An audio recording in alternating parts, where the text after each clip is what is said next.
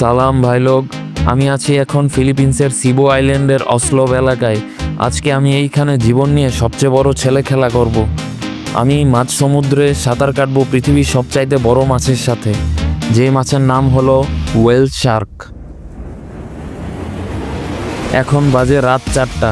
আগে থেকে বলে রাখা রিসোর্টের ড্রাইভার আমাকে ডেকে ঘুম থেকে ওঠালো এবং আমি ওয়েল শার্কের পয়েন্টে যাওয়ার জন্য খোলা সিএনজিতে রাইড শুরু করলাম।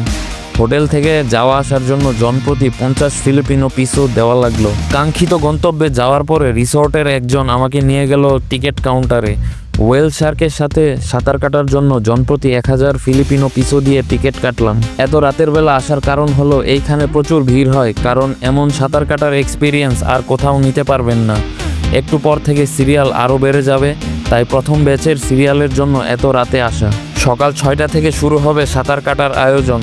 ততক্ষণে বিশ্বের নানান দেশের মানুষের সাথে দেখে নিলাম একটা সুন্দর সূর্যোদয়। সকাল 6টায় প্রথম ব্যাচে সবাইকে একটা ব্রিফিং দেওয়া হলো যে সাঁতার কাটার সময় কি কি নিয়ম মানতে হবে।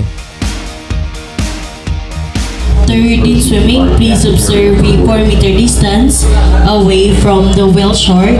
That's from the mouth and down to its tail.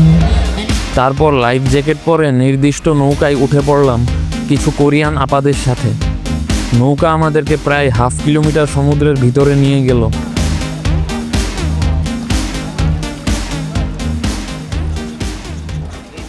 তারপর দেখা পেলাম ওয়েল শার্কের। এই মাছের সাইজ দেখে একটু ভয়ই লাগলো। 3-4 জন আস্ত মানুষকে গিলে ফেলা তার জন্য কোনো ব্যাপার হওয়ার কথা না। তারপর ঝাঁপ দিলাম সমুদ্রে আর মাছের কাছে যাওয়ার চেষ্টা করলাম। লাইফ জ্যাকেট পরে একটু অস্বস্তি লাগতেছিল, তাই ওইটা খুলে তারপর আবার নামলাম। একদম কাছ থেকে মাছের সাইজ দেখে আমি হতবাক। এই মাছ তো লেজ দিয়ে বাড়ি মেরে কয়েকটা মানুষ মেরে ফেলতে পারবে।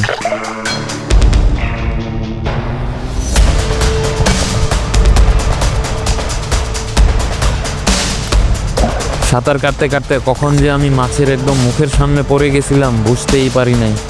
পাশের একজন টেনে আমাকে সরতে সাহায্য না করলে আমার খবর ছিল আজকে।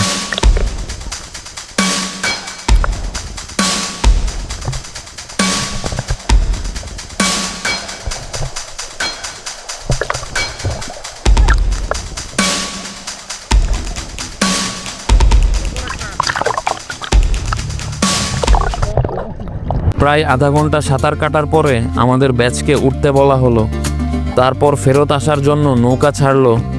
আর আমার মনে হচ্ছিল জীবন নিয়ে ছেলে খেলায় কি শান্তি।